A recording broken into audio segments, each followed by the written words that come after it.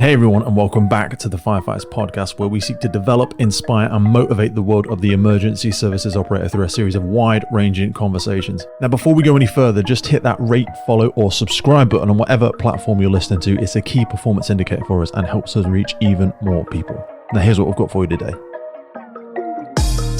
Today on the podcast, I'm joined by Millie Margetts. Millie's a firefighter with Humberside Fire and Rescue. She's a CrossFit coach, does a lot of Olympic weightlifting, firefighter games competitor, and a Gladiators athlete. Now, if you've seen Millie on social media, or maybe you've watched her on Gladiators, you'll know her for her energy, her positivity, a massive smile, and ability to throw herself into just about every challenge imaginable. But what I really enjoyed about our conversation today is we get beyond the TV show and we hear a little bit more about the person behind it all. We're going to talk about a journey into the fire service, a lot of setbacks, a lot of persistence, and what it took to get there. We're going to talk about Gladiators, a little bit of life after Gladiators, social media, fitness, confidence, self-doubt, and why sometimes the biggest opportunities come from simply putting your hand up and giving something a go. I had a lot of fun chatting with Millie today, and I think there's a lot of laughs throughout, but also there's a lot to get into here genuinely about backing yourself, trying to stay authentic and making the most of the opportunities when they come your way. This is Millie Margetts. I'll see you on the other side. So 2 years ago, you were a probationer, and this year, literally, you were on national TV wrestling Gladiators. What's the weirdest part of that sentence for you when you look back from when you joined? Honestly, all of it. Like I didn't expect to be on Gladiators, and obviously the whole process of me getting into the fire service was like 8 years. So getting into the fire service and then getting the opportunity to go on Gladiators was just amazing, but crazy at the same time. I think the 8 years thing is like a bigger thing to zoom in on that most people won't really even comprehend, because of how many people think that like, oh, so-and-so's had it easy, or so-and-so getting on the first try. Was there no point in that, especially like your eye surgery, because you had to put skin in the game, you had to put your money in, Yep. you put a hand in your own pocket. Most people, everyone's got their kind of effort line, if you will. They're kind of like, you know what, maybe it's not for me. Do you know what I mean? And their family will kind of go, look, mate, or look, darling, or look, whoever, maybe this is not your kind of thing. You had to really want this. Why was it such a thing for you? It is beyond a privilege to be able to bring the Firefighters podcast to you, and we are so grateful for every single person that supports, listens, shares, and follows our journey. And to help us keep doing it, create more, reach more guests internationally, and make the podcast sustainable, we're asking for you to help. And to do this, we've set up a Patreon page. By joining our Patreon community, you will get access to every single full episode archive we have ever made. Now, hundreds and hundreds of key documents that we've got in there on fire behavior, firefighter health, cancer risks, incident debriefs, and so much more. So if you feel like you want to join the Patreon crew and help us make this possible, head to patreon.com/TFFPC or check the link in any episode podcast notes. It's been a thing since I was younger. And I'll be honest, I did have that stage where I ended up traveling in Australia, and I thought to myself, this is it. I can't continue doing this. I've been trying now for 8 years. Like, enough's enough. You need to find something else that you want to do. And I couldn't. And I knew I just wanted to be in the fire service. So I went for it again and ended up getting in, but had to pay for my laser eye surgery. But you know what? I'm so proud and happy that I continued with my journey, because I think that shows resilience. And from being 17, 18 years old to 29 now, it's just shown how much I've grown over the years. Do you think my missus had laser eye surgery not so long ago, and she was one of those things where she was like, I wish I'd have done this ages ago, but she did it because we just started doing so much traveling together, and she wanted to do it so we could experience more things, and it was starting to limit her. Like, she's a dancing teacher in secondary school, and it was just starting to become a life limiting factor. But you did this to get a job. What was life like for you all the years when, was your sight like, was it like macular degeneration, or had you always struggled a little bit with your sight in general, or? I blame phones. So, my Okay. eyesight was my eyesight was fine, during school, when I left school and went to college and was in front of computer screens, in car sales and on my phone doing content and stuff like that, they just deteriorated. And I always think back to how I was before. It used to affect me massively. So the amount of times that I'd wear Mm. contact lenses and they'd scratch your eye or they'd crack in your eye and you're constantly trying to dig it out, or you wake up in the morning. That uh, one, scary. It Like is. when It my missus, is. when she'd break it in her eye, she'd be like, baby, baby, baby. I'd be like, gee, Yeah. like, what do you want me to do? Stick your fingers in your eye? Or yeah, if you'd had a Do night that. out and you went to sleep in them and they dried out. Yeah. Because I felt so bloody useless when she had that. Hmm. Because I'm like, baby, I don't know what you want me to do. And she's like, Yeah. oh, I'm in pain. And I'm like, and you don't want it to roll behind the eye. No. And I was like, and I was just like, And just get it done. I'll pay, and she's got money of her own. But I was just like, yeah. but it felt like a waste of money because did it feel like this isn't fair? Because most people, it's £4 is a Yeah. noticeable amount of money to spend It's a on lot of anything. money. Yeah, it is. And Yeah. I begrudged paying it, but then when I actually had my eyesight the following day, granted it wasn't 100% yet, but Mm. the fact that I could wake up and I wasn't looking for my glasses, or it was just incredible, and it's the best thing I've ever done. And now I'm in a job that I'm so content with, and yeah, it's just great.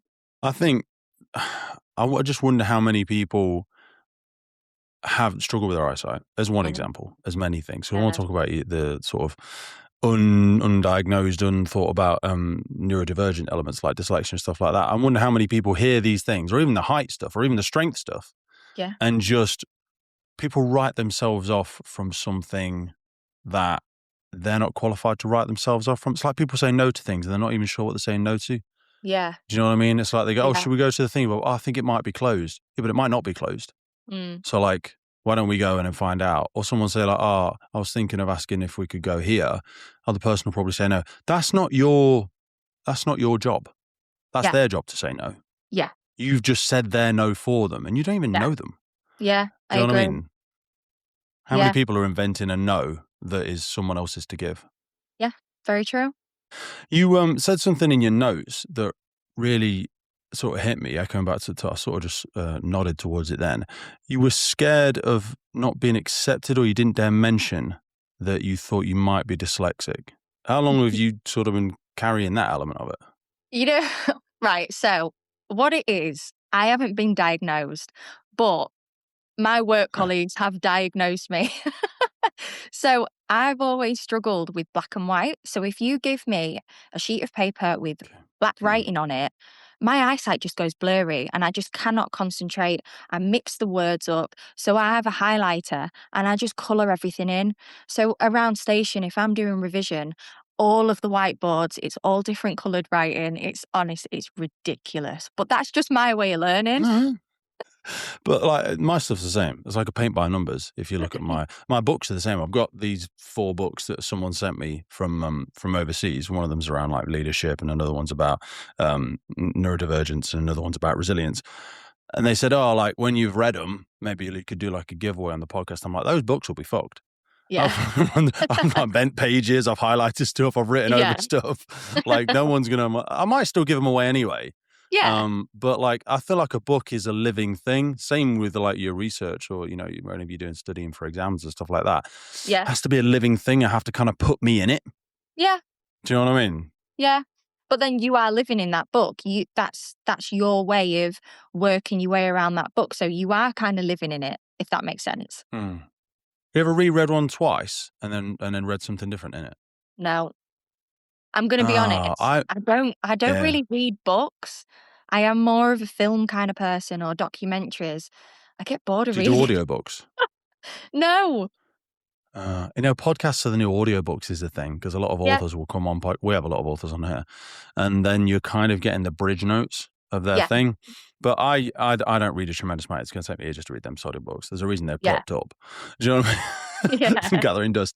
But it's more that when I listen to an audiobook or something like that, Yeah. the person I am when I listen to it the second time, or equally with a podcast, or even with a film, Hmm. you hear something different the next time, because maybe the thing that hit you the first time, you already know it's coming, but it hit you Yeah. so hard the first time, you spent the next 15 seconds being like, oh my God, like that's totally me, or oh, that's someone I used to know, or Yeah, that's my mom or my brother or my dad or my sister. So it's a bit absolutely. like it's the whole like person never enters the same river twice because the river's not the Yeah, same and neither is the person. There's that yeah, whole thing. and you might Do you get know what a I mean? different perspective on something as well. Mm. Given that you'd spent 8 years going for this, I mean, for anyone that's listening, we have a lot of people applying for the fire service, like who are in maybe year 1, 2, 4, thinking about quitting. I know you just say like, oh, well, it was always in my head. Well, I used to want to be an astronaut, but I just didn't have what? I was going to say intelligence versus academia then, but I wasn't smart enough. But we'll come on to that in a minute. What do you think anyone could have told you something that would have discouraged you from it? And I appreciate there's a survivor bias, the fact that you did eventually get in, so it worked. You know what? I used to get comments all the time saying, I really hope it's worth it and I hope it's everything that you expected, but it never put me off. So I was that teenager that went to my local fire station, said I wanted to become a firefighter, had no idea how to do it, and would they help me? So Peaks Lane in Grimsby, Blue Watch, they were really kind and they actually put me through my paces. And I was there for like a year going Mm, through fitness, and we actually invited other people. And then the Rookie Reds program started and things like that. So it was a lot more accessible to other people.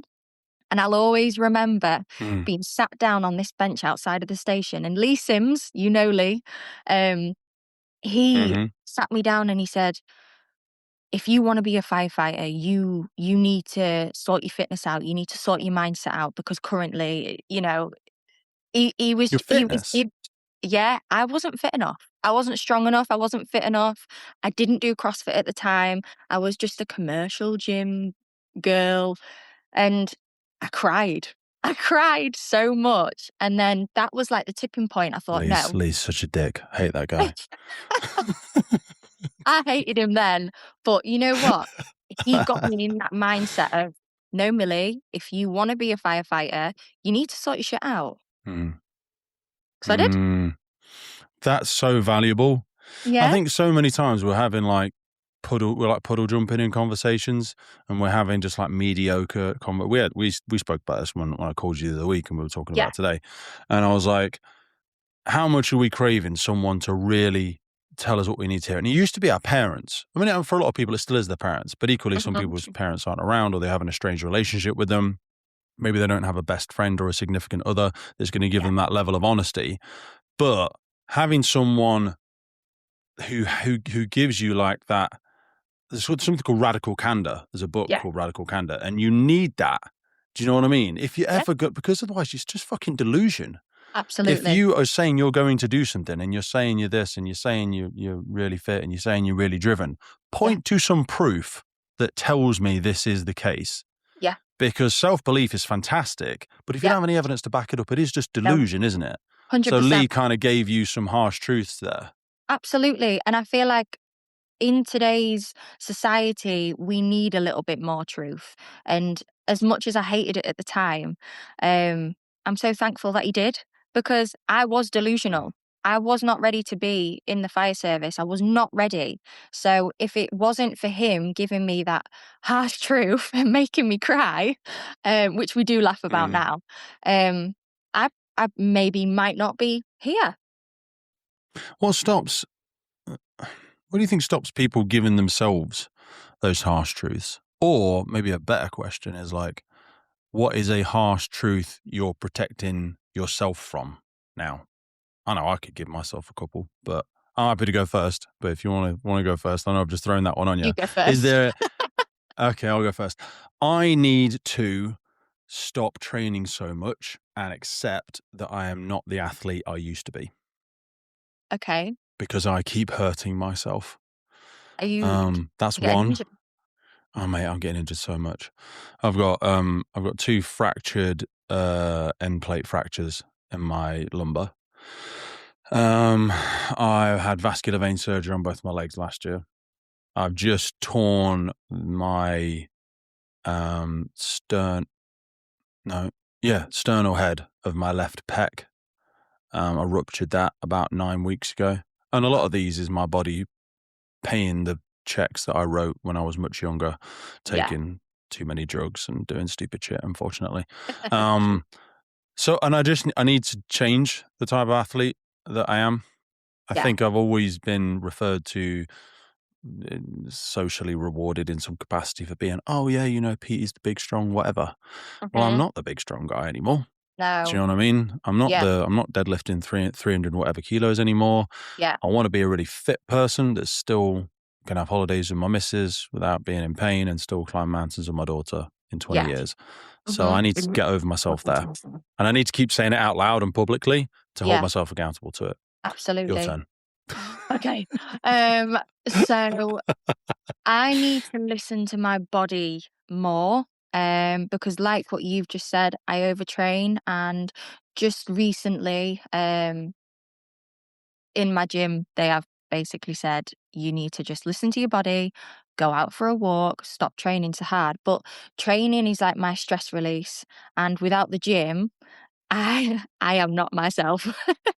So that would be Mate. one, and then Mhm. another one would be I'm an overthinker. I overthink things and I worry about things happening before they've happened.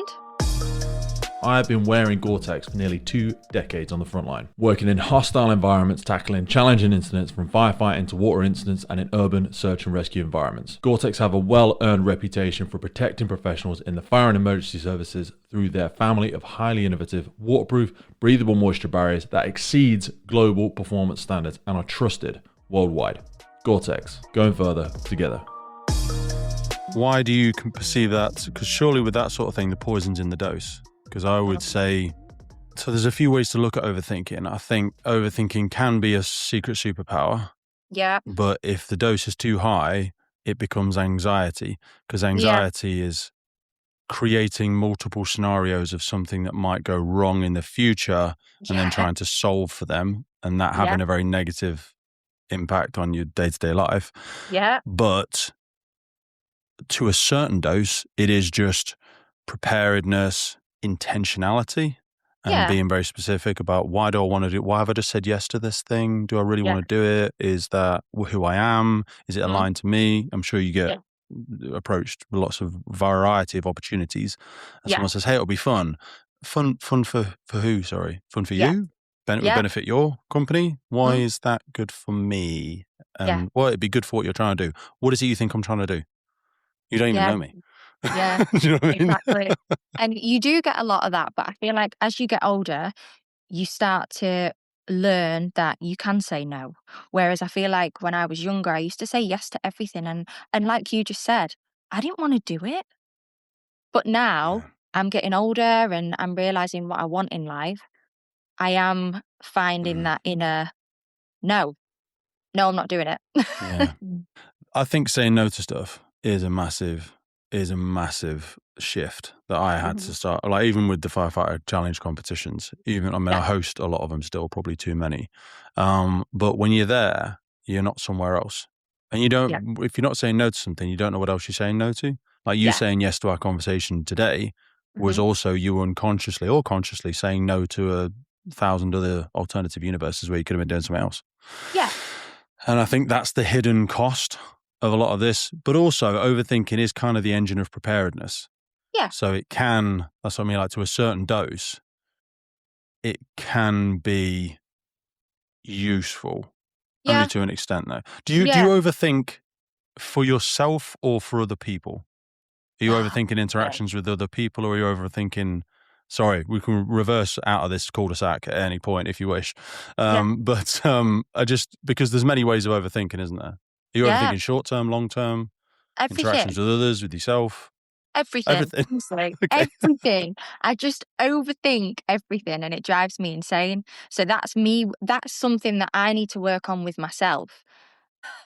But if I go back to your eye surgery, I Yeah. think like if someone might say, "Oh, you're overthinking this," but then part of that overthinking is not accepting good enough. I think overperformers. I think high performers, to an extent, in any capacity, will Mm. be high. They will think in greater detail than others. Yeah. I think overthinking is also perhaps a term underperformers might use for slightly higher performers, same as they might say you're a control freak or say you're a whatever, or you're a bit too intense. Yeah. Like when I in the first few months of me being with my missus now with Hillary, she said something that really hit me because advice I frequently got back from my family and others was, you're a bit intense. It's a lot. It's just a lot, Pete. You know what I mean? Someone said it's like trying to drink from a fire hose. And someone said it's like trying to hug a train. And then someone else was like, it's a bit like cocaine. It's okay in small doses, but I wouldn't want to spend all day with you. And I'm like, I'm really not sure how to take that. Do you have any elements of that in your life? Because you clearly are a high performer. You probably wouldn't say it yourself. But whether it be physically, academically, professionally, the drive you've had to pursue something that's meaningful to you, the success you've had in getting yourself on a public platform where you're really challenging yourself. You know, you could be setting yourself up to fail. You could have had a horrific injury. Many scenarios. I went on SAS Who Dares Wins and snapped my patella tendon. Wow. But you know what I mean? I'd still have done it again. Yeah. Yeah. I mean, yeah, there is that element of I do think I'm very driven. I would say an element of confidence, but also I just want to grab every opportunity that comes my way. But it has to benefit me. I don't want to just say yes to everything and it not be a benefit or something that I enjoy, like we've just said. But I think for me, since the whole Gladiator thing and the social media started to grow a lot more, it made me realize that social media is a toxic place. And now what I'm trying to do is show people that I am myself and I'm not trying to be someone that I'm not. So just adding a little bit of craziness in there to say, look, I may look a bit of a hard-faced bitch on the exterior, but actually I'm not. Someone said that to you? I'm a little bit mental. Yeah. I've had it You got all the my biggest life. smile on bloody planet. Like, why would people say you've not got resting bitch face? I've been told all my life that I have got a resting bitch face, and now I'm just smiling all. Yeah, honestly, yeah. I've had it all my life. Ah, I know, and I'm not rude. that person. Get some better friends. No, my friends are great, but they're honest. And yeah, I probably do have a resting bitch face. But honestly, I think when people get to know me, they realize that I'm not that person they think I am. And you'll get silly comments like, "Oh, what's that Millie like?" I'm all right. I'm all right. I'm just up for a laugh. People say that about me all the Just a time. normal Don't worry about it. person. It's annoying. Yeah. But you are someone that's doing different things. Do you want? Yes. Yeah. Do you like? It sounds like when you made that last comment there. It sounded like you were reaching for this relatedness to who ever grew up aspiring to be an ordinary person. Show me that book. Yeah. Show me that goddamn book. You know what I mean? No one wrote that down in primary school. No. You know, when you were a baby, you were waddling around kissing the mirror and high-fiving yourself. When did that stop being a thing? Yeah. And I've had it said to me before, like, someone says, "Oh, you're full of yourself," and I'm like, "Who else do you want me to be full of? Who else should I be full of?" Yeah. I think self-belief, certainly past a certain point, can become narcissism and egotism and all of those nastiness. But I think because we're so petrified of being those things, the pendulum swings too far in the opposite direction, and we become very self-deprecating and like, "Oh, I'm a bit shit," and you know, pride comes for a fall, and ego is the enemy, and all of these tall poppy syndrome phrases that we bounce around. And I just think the net outcome of that is we don't celebrate each other anywhere near as much as we should. Yeah, completely agree. Sad, isn't it? When you really think about it. Yeah, you could be doing something great in your life and people won't celebrate that. Now, is that most of jealousy? them. Is that because they're not happy that you're doing something different? Is it because they're not happy in themselves? I don't know, but that's a massive thing. I completely agree with that. We don't celebrate each other. I think it's a spread of a few of those. I think it's your bright light casts a big shadow on the fact I'm doing nothing. I wanted to do the thing you're doing, but I didn't believe in myself enough, and now you've Yeah. just gone and done it, which is really frustrating and embarrassing, and kind Yeah. of floors my excuses for why I didn't do it. I think some people want you to do well, but not better than them. Yeah. I think that's also a thing. Yeah. Because people don't throw stones downwards usually. You very rarely get criticism from someone doing better than you. Yeah. You know what I mean? Better is a very subjective term. Yeah. But, I bet none of the people you were on Gladiators with were throwing sly comments at you No. because they're winners. Yeah. They're winners. Do you Yeah. know what I mean? Winners want to see other winners win. Yeah. Because it's great. Do you know what I mean? It's the rising 100%. tide raises all the ships. Do you know what I mean? Yeah. This is not an I win, you lose scenario. This is a Yeah. you win, I win, we win scenario. Yeah.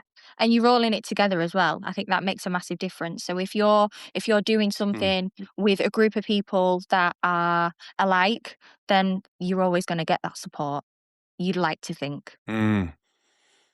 Is there because I know it's been the case for me, is there a cost there in a long string of quiet, awkward goodbyes that also has to happen over life? So I know, as an example, why you think about it, when I was in my early 20s, I went through Narcotics Anonymous, and I had to just extricate myself from a lot of environments that I was hanging around in, a lot of people that I hung around in, mostly because they were all involved in drugs.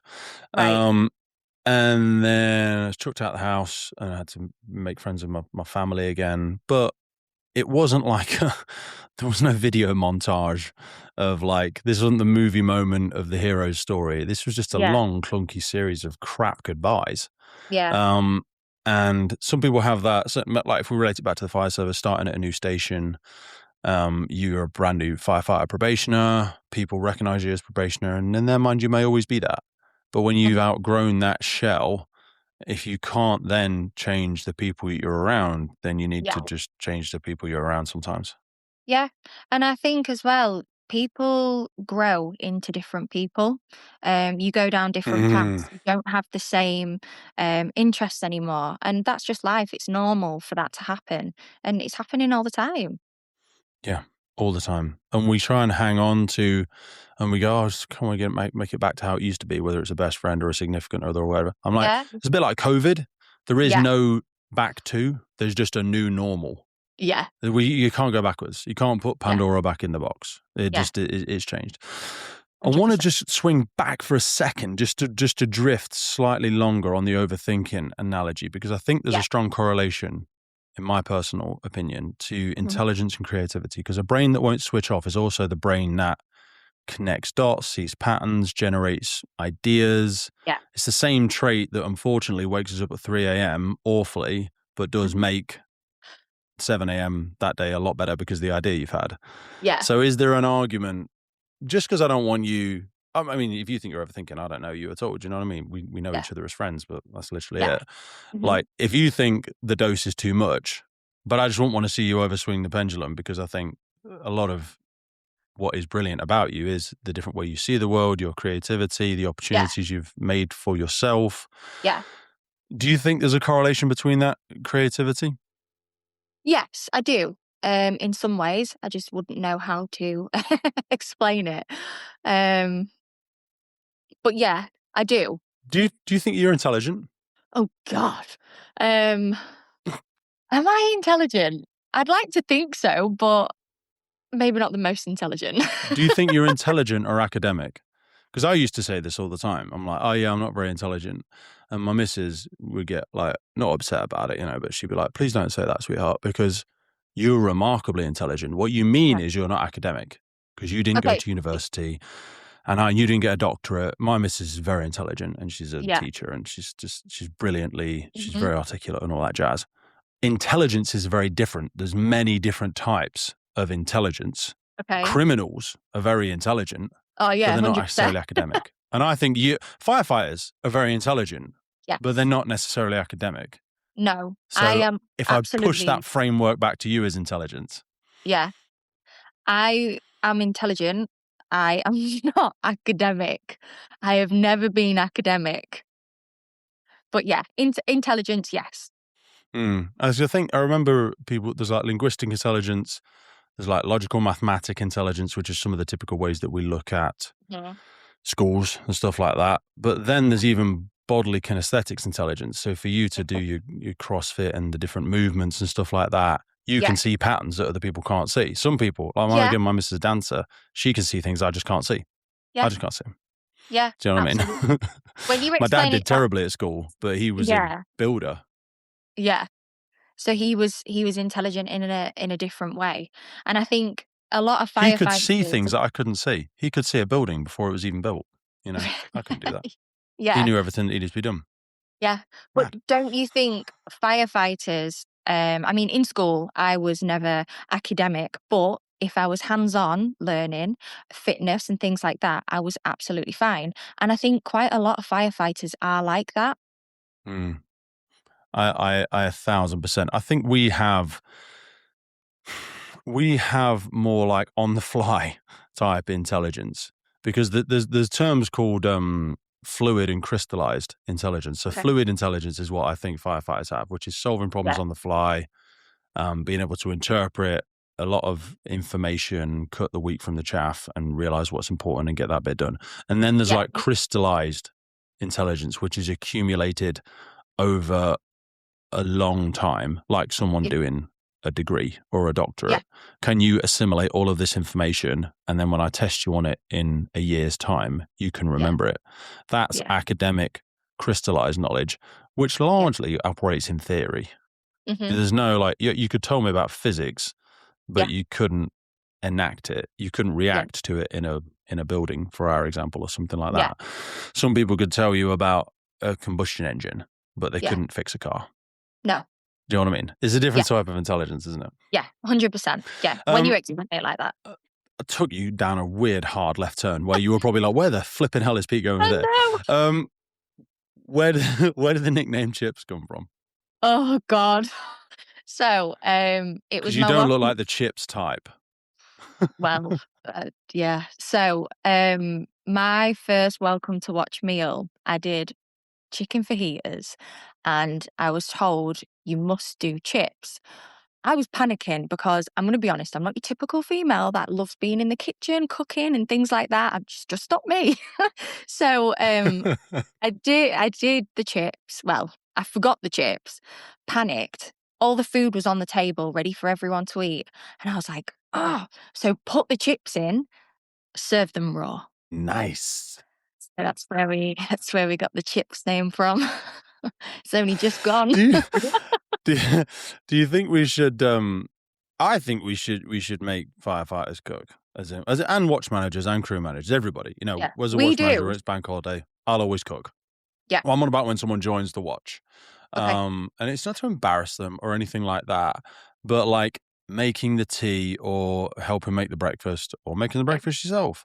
Mhm. I think it's an acceptance into the tribe, into the village, and also these are very basic but essential life skills. What's your thoughts on sort of welcome to the watch style traditions and behaviors? Because we're in a very, very like strange landscape of getting rid of some traditions, saying some of it's toxic, and you may or may not be best positioned as someone where someone might go like, oh God, can't do this with so-and-so because like we won't be able to do it. Whereas you seem to have had a really healthy welcoming into the fire service. Firefighters, police officers, and first responders are now stepping into environments wired with more high voltage than ever before. Everything from electric vehicles to solar panels feeding direct current through compromised structures, overhead power lines, and illicit drugs factories with improvised lethal bypasses. Any single strike in the wrong place in this type of environment can turn things fatal very quickly, and that is exactly why we've partnered with Jafco. You already know who Jafco are.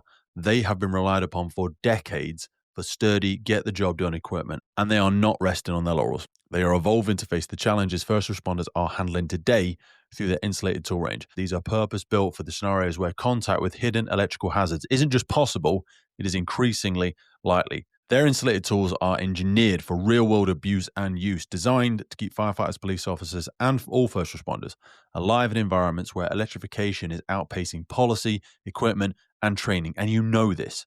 This is the kind of innovation our sector needs and the kind of investment organizations should be stepping up to support if we are serious about protecting first responders from fatal consequences. So a massive thank you to Jafco for backing the podcast and backing the crews on the ground.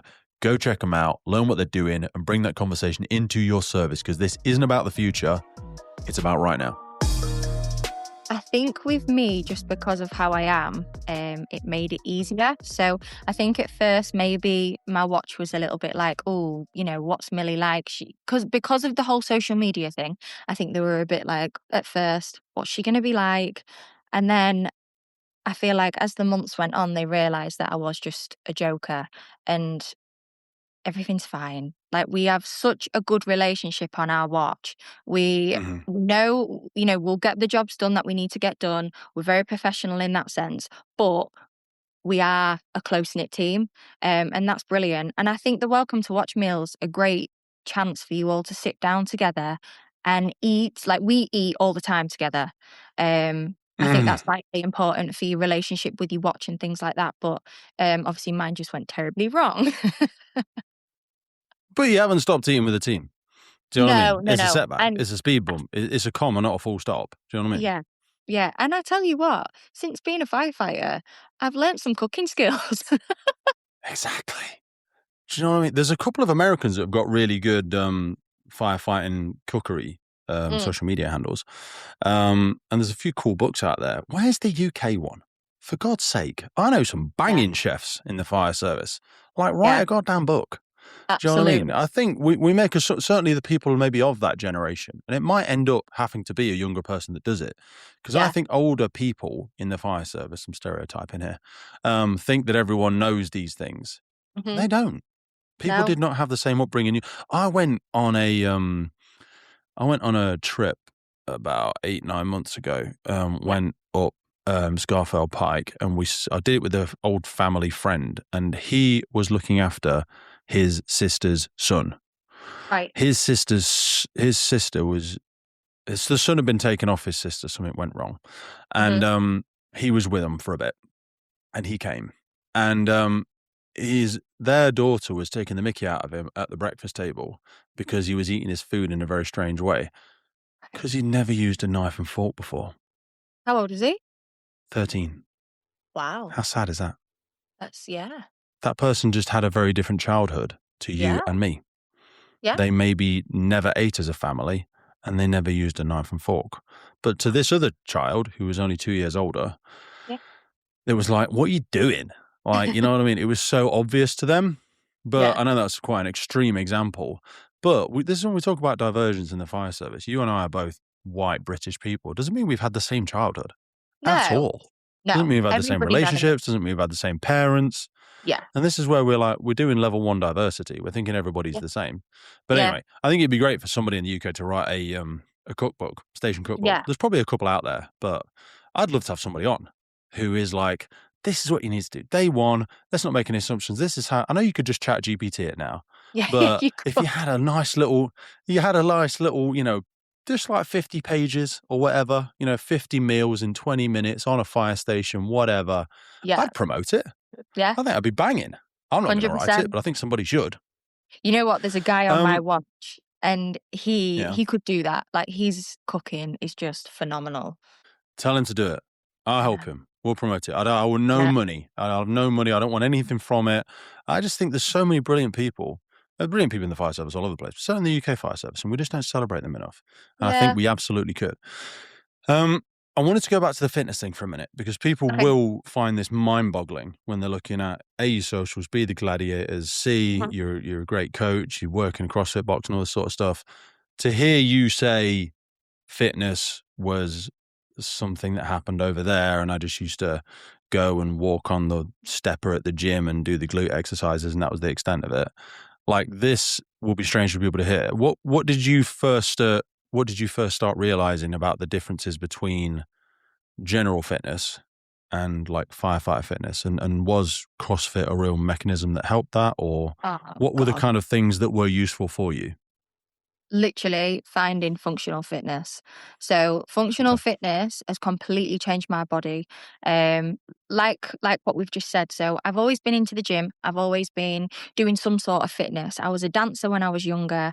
I've kind of done all sorts really. But since leaving dancing and commercial gyms, finding CrossFit, because I never wanted to join a CrossFit box because it was the cult and I didn't want to be a Yeah. part of the cult. And now I am like the leader of the cult in our gym. I am all for the cult. Oh, mate, And I I've been there. just, It is such a healthy community, though. It really is. I yeah, miss it a sometimes. little bit. Person near us has banged the prices up crazy because it's the only uh, CrossFit box around. And I was like, bro, this is the don't do thing. that. Loads of people have left. And the ones that have stayed are all sleeping with each other. So I was like, Yeah, I'm out. it's CrossFit. It's CrossFit, baby. Anyway, you um, discovered this side of functional fitness and you found it positive. Yeah. And I've just noticed my body's changed completely. I've never been so physically fit and strong in my life. And going into my 30s, it's the strongest 30s, God. It's the strongest I've ever been. Steady. I'm I know, 36. sorry. I'm holding on Jesus to my Christ, woman. 20s. Yeah, How have you I love noticed your it. body change? Well, I've grown traps. um how have I noticed my body's changed?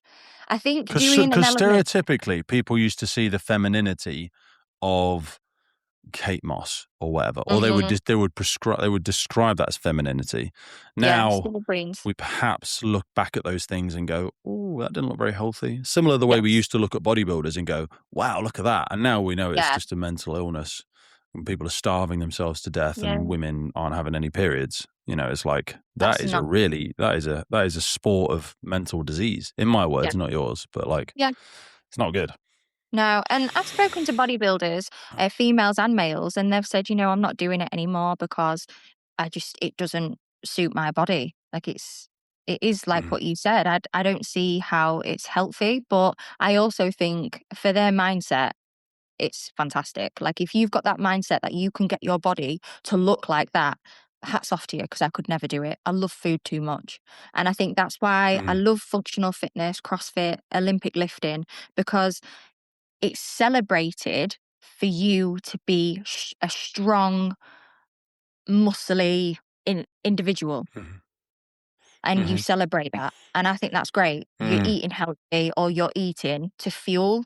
You're not, what's the word? You're eating to fuel. Um, Mm. Yeah, do you you're know what I not mean? having like a mantelpiece muscles. Yeah, They are useful. Do you know what I they're mean? not to And show you're seeing they're your body actually, as a thing of function. Yeah. yeah. And you celebrating it. You celebrate each other. Body's the only vehicle you've got. You know what I Hmm. mean? And it's the one thing we can't swap out after 5 years if we mess it Yeah, up. And I'm learning these lessons really thick and fast. yeah, So you think about how if if you were given something you knew had to last your entire lifetime, think of the level of diligence and care mm, you would, even if it was just a friend or like a child, but or something yeah, like that. How would you treat yourself if it was someone you were entrusted to take care of forever? And I think that's something I probably need to keep telling myself more and more. yeah, Do you know what I mean? Both from a yeah, psychological and a physical perspective, to be honest. yeah, I'm remarkably cruel to myself mentally at times. yeah, And I think I yeah, excuse it by going, well, that's what it takes to be driven. And I'm like, it's just fucking cruel. yeah, Sometimes, if you broadcasted it, I think I'd be in an asylum. If you had like yeah, a speaker on your 100%. head broadcasting to everyone your inner voice, you'd be Yeah, like, God, dude, this is really nasty. yeah. But don't you think How do it's you changed practice over the kindness years? to yourself? How do I practice kindness to myself? Are you kind to yourself? Probably not. No. Okay. Um, how do I practice kindness to myself? I don't. I Do you have any am. I'm one of. siblings? No, I'm an only child, but I do have Okay. stepbrothers and stepsisters, so I kind of class them as brothers and sisters. Go deeper on the kindness to yourself. You think you're not kind to yourself. No, I don't. I don't think I do. I don't know. I don't know how How's to that working out for you so far? Um, I don't know. I don't know how to go. I don't know where to go with that. Is there anything that, when you talk about, go back to the physical element, allowing yourself to rest, how are you anticipating, like, and maybe I'm just asking for some personal advice here, to be fair, how are you reframing what fitness and health looks like to yourself to allow you to still believe you are a fit, healthy person, you are the person that you say you are, without having to punish yourself on a daily basis? I think as long as so for example, I went to the gym yesterday and I felt like crap. I did not want to be there. I'd said to myself I was going to do 2 training sessions. I'm training twice at the minute, just so that I'm breaking it up. And my first session just went horribly wrong, and I thought, I can't be bothered. And I left. I went back later on after having some time at home to just chill and just, feel better. Went back later on and I trained fantastically. I felt great. And I think sometimes if I'm training on my own, I don't train as well. If I'm training with people, surrounding myself with like minded people, it massively helps and it pushes you. That's the biggest thing I miss about the CrossFit box, Yeah. because you get in there and it's 3, 2, 1, go. And, just to stay out of people's way, you're still moving around the stations and keeping in block with the times. And then it kind of gets you out of your own head. Do you know what I mean? Because so-and-so will just go, hey, bro, you're on the bike next. Okay, yeah, 30 seconds, whatever. And you just start interacting and it starts to loosen the mental bolts of your own. Because I always think, like, people say we want peace of mind. I think we want peace from mind. And when you're in the depths of a difficult workout, and I'm not saying it has to be heavy lifting, even if it's just conditioning or, something like that, a chipper, then it just gets you out of your own head a little bit, or it certainly does for me. Yeah. And Going I back keep to saying I am going to go back to this. I'd love another one to open locally, to be honest with you, just to give a bit of diversity and a bit of, like, competition is healthy. But I really miss the sweat sessions. So they used to do sweat sessions a few times, and I think they still do. Yeah. And those were literally just like a series of intervals, usually on the ergs, and then maybe some body weight movements, and then there's a kettlebell somewhere or something like that. But it wasn't. I'm starting to have a bit of a bad relationship with barbells because I tend to keep putting too much on them, then I hurt myself because I know I used to be able to do it. Yeah. So if I'm playing around more with bags and kettlebells, and I also feel that's just more functional for my job now. Yeah. Do you know what I 100%. mean? It's been my job for 20 years. But before, I looked like a really fit person, and I really wasn't. I was just good at, like, certain Olympic lifts and powerlifting, and wasn't particularly functional at all. Like, my flexibility was terrible. Yeah. We're working in collaboration with the Blue Light Show, a national conference and exhibition built around one thing: blue light services do better together than apart. I'm going to be there 1st and 2nd of July 2026 at the event, getting involved with those conversations and connecting with people who really care about doing the job better across the blue light sector. I'll see you there. What's helped you particularly with the job? Because you've also had some great success and some challenges lately. What do you mean? So when I say challenges, I mean firefighter challenges. You've been doing really well in that circuit. For anyone that's, because it's a really growing sport, we've probably got 9 around the UK now. You've done some international stuff in it. Has there been any changes to your training there? Anything that, if people wanted to try and get a little bit better at them, has it been blind luck, or have you pivoted any of your training at all for it?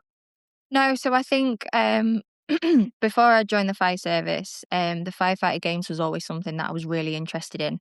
And I had a little go at it at the Women in the Fire Service weekend. I was lucky enough to go. Yeah, so I understood that I couldn't compete until I was operational. But when I became operational and spoke to Rich about joining Humberside's team, we just started doing training sessions. So I would do my CrossFit, I'd do my functional fitness and my program. But then we would also go to one of our stations. We've got a big container. We'd put our kit on, we'd put our BA sets on, and we'd just do the circuit. And we'd just do it over and over and over. And I think adding that little bit of weight onto your back with your PPE makes a massive difference. Huge difference. That one in Germany, to say that was my second competition, that was horrendous. TFA is another game, isn't it? Wow. Yeah. I mean, it's a 100% I'll do it again. I prefer it. I love it. Are you coming out to Saudi? Have you looked at that one? No, so this year has been solely gladiators. My friend's getting married, my sister's getting married, so they my competitions have kind of taken a bit of a back step. So this year is Hmm. kind of all things gladiators, with a Hmm. couple of competitions here and there. I'm doing the British one, but then next year, once it's a little bit quieter, I want to be back out competing CrossFit and firefighter games. Nice. So we've kind of tiptoed around it a lot to an extent, only because I know like so many people ask you about it. Hmm. But can we go through a little bit of the gladiators experience? Because you say like Yeah. this year has been a lot of gladiators.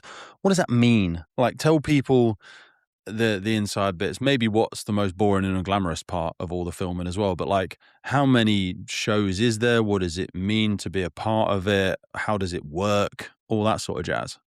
Okay, so obviously it all was aired this year, so that was just Mhm. crazy. Seeing yourself on TV, it's just mental. And It's weird, isn't it? cringing at yourself. But no, it was the best experience of my life. Like, never did I ever think Wow. I would be able to say that I've been on Gladiators. And yeah, it was just The thing we insane. watched when we were kids. Mad, isn't it? Yeah, and the feeling you get when you're going out to the arena, and you've got thousands of people around you and you're having to talk in front of them for one, that's probably the hardest thing. And then just your heart racing before marks going 3, 2, 1, go. Yeah, just crazy. Crazy. I don't know how the gladiators do it all the time. What advice have you had from them if you ever get moments? Because I imagine there's lots of, just social bits at the end. Not loads because everyone's busy and maybe some people have to get off and all Yeah, that sort of jazz. But they have obviously been in the public light for a bit longer in different ways, some in a tremendous capacity, like, there's Matt on there. yeah. We had Jamie Joe Howell on the podcast. Jamie's used to be a firefighter. Yes, I know. He said that to me Yeah, actually. giant. It's crazy, Yeah, isn't it? Such a lovely yeah, bloke. yeah. He is like unashamedly honest about everything in his life and his Yeah, he's past. And I very know that's honest. caused him some issues with the gladiators. But Yeah, like when they had a big thing about it after the first year or whatever, I was like, he's got a whole YouTube page about it. He's super honest yeah, about it. Like, yeah. how crap are the people that are looking into this stuff? Do you know Yeah. what I mean? But I know I love his honesty. Yeah, Matt is probably I think Matt to the older generation is yeah, completely unknown. I mean, yeah, he's known now because of mhm, Gladiators, but like Matt does fitness, massive, enormous yeah, channel, he's global smashed channel. it. Yeah, he smashed it. He's like, that's good. Like, what advice have you had from them? If this is something, have you obviously said it's a really positive experience? Does that Yeah, mean you're up for doing more things like this? Is it that was a fun adventure, never again? How do you feel about being in the public space so much? Because I imagine there's the pros and the cons. It's all like bright light, there's dark shadow de kind of stuff. yeah, there's definitely pros and cons. The pros was the amount of parents that I would get messages off on Instagram just saying that you was like this inspiring person and I want my daughter or son to look up to you and you're a great role model. That was insane because actually hearing that is just incredible because you don't believe it Mm. until, all these people are telling you. Mhm. I'm not gonna lie, there is negatives. So injuries. I was very injured in the semi-finals. And then also trolls. Is it trolls? Trolls? Trolling? Dickheads, I think, is the Oh commonly used term. But God. yeah, So much.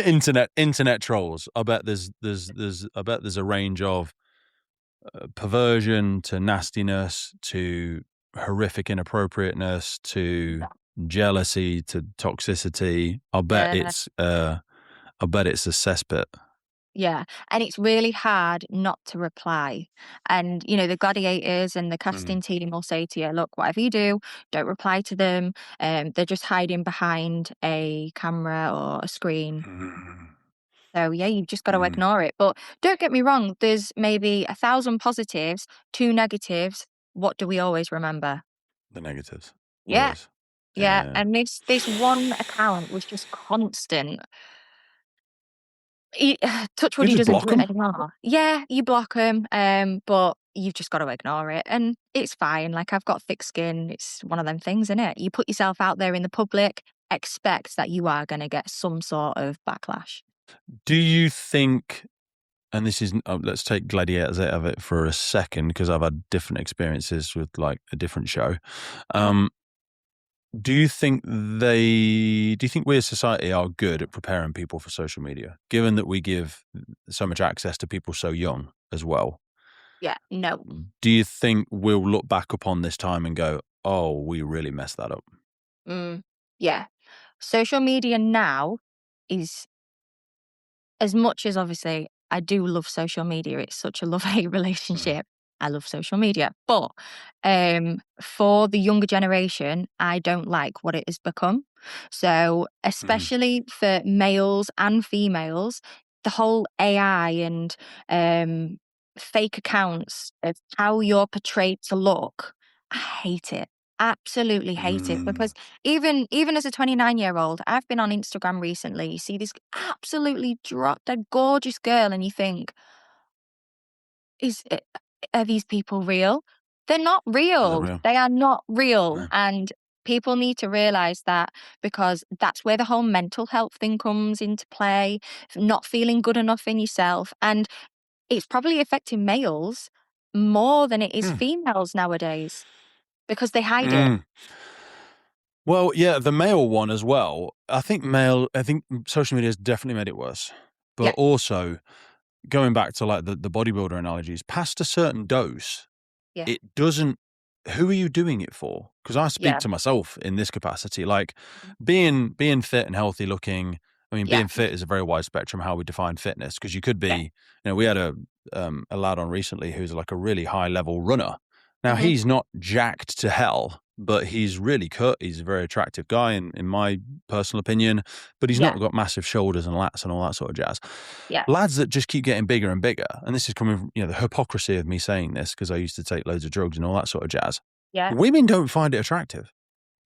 So, like, who are you doing it for past a certain point? And I'm saying this having done it.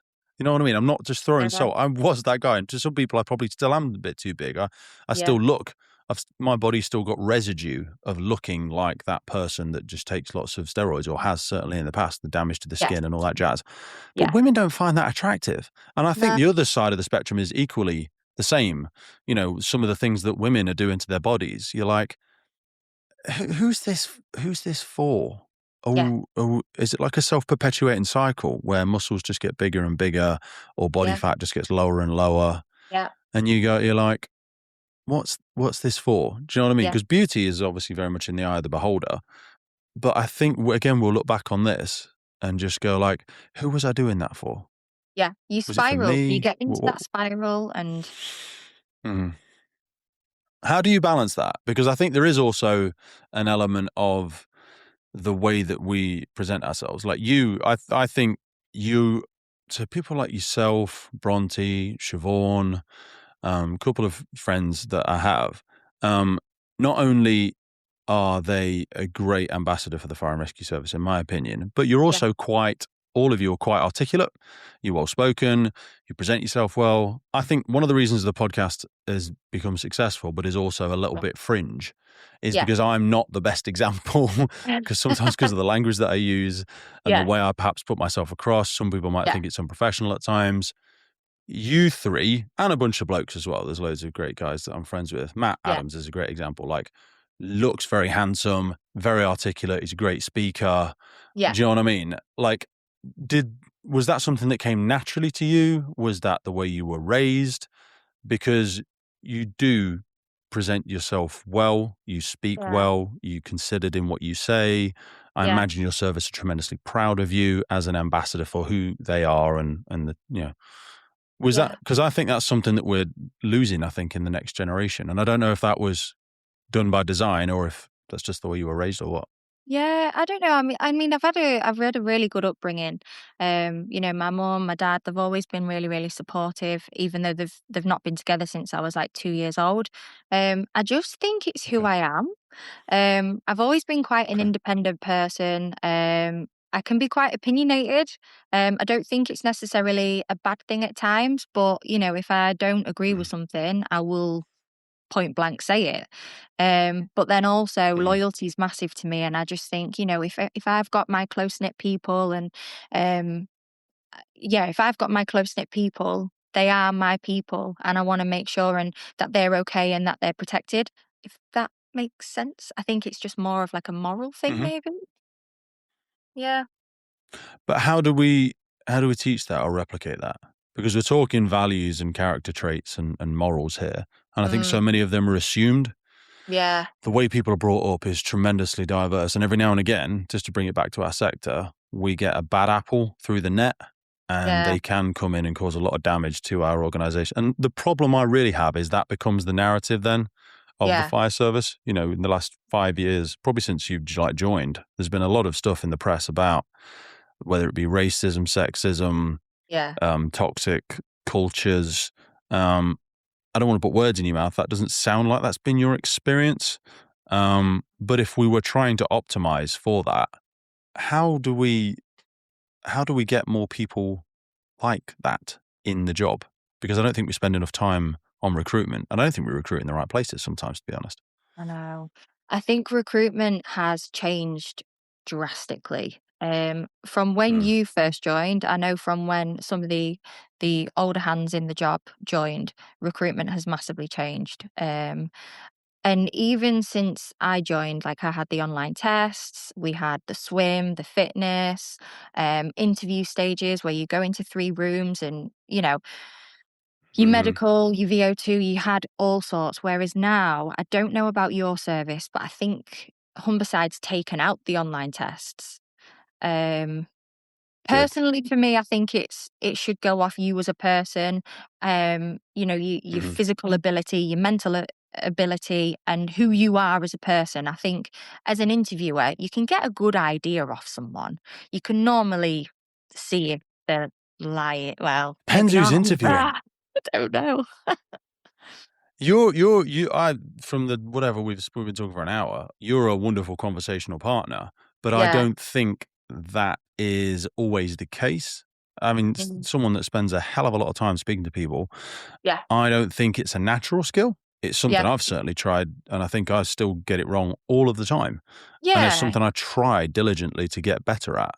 Yeah. So I don't think we should just assume that everyone's a good interviewer. Yet we will allow people at varying levels of organizations to just go and do an interview.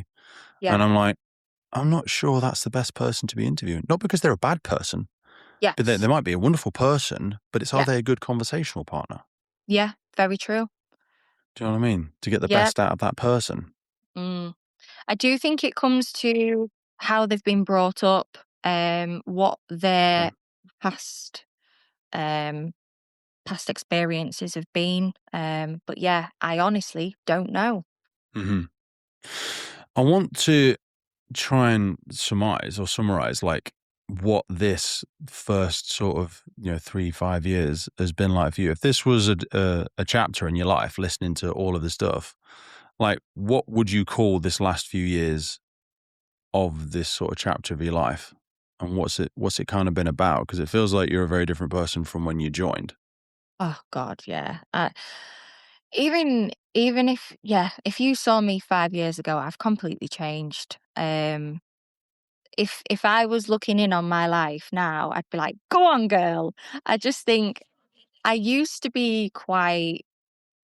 I've always been confident, but I feel like I've grown into that confidence, and I have grown as a person. So actually doing things for myself, grasping opportunities.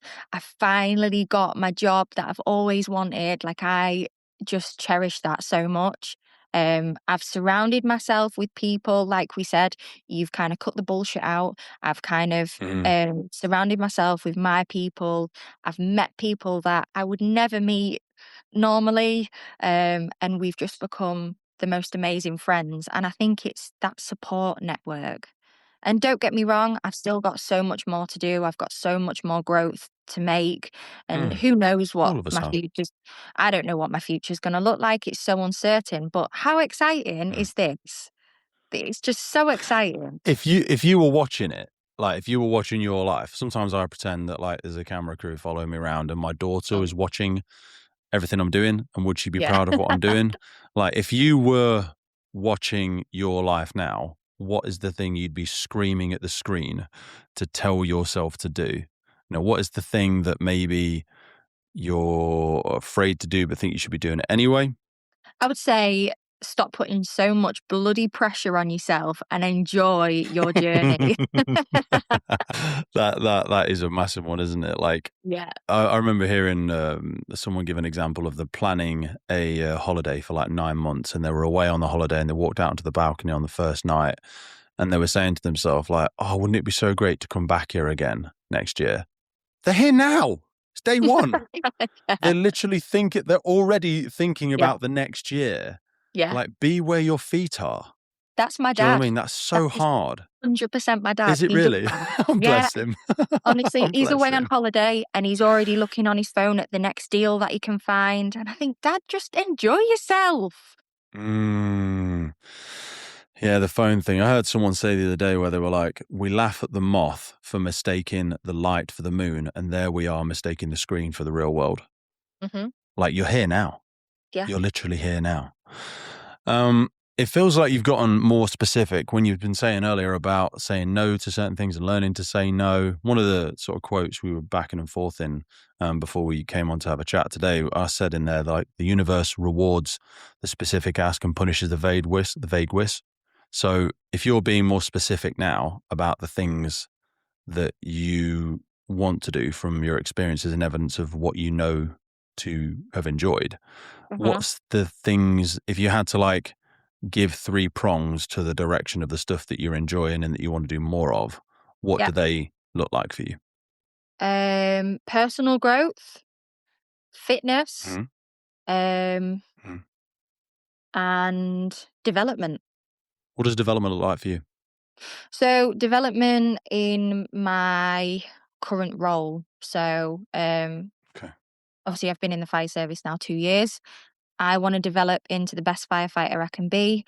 I have no aspirations currently to climb the ladder. I just want to be a good firefighter before I even consider going into crew manager, watch manager. I just want to enjoy this journey as much as I can.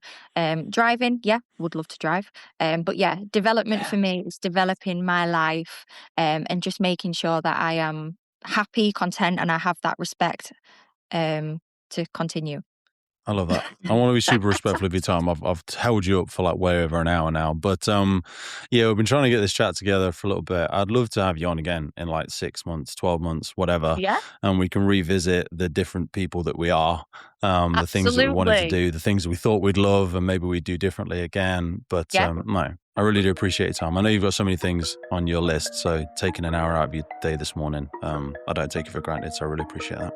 Yeah, no, I've really enjoyed it. All right, some more love to the family, and I'll speak to you soon. Speak to you soon.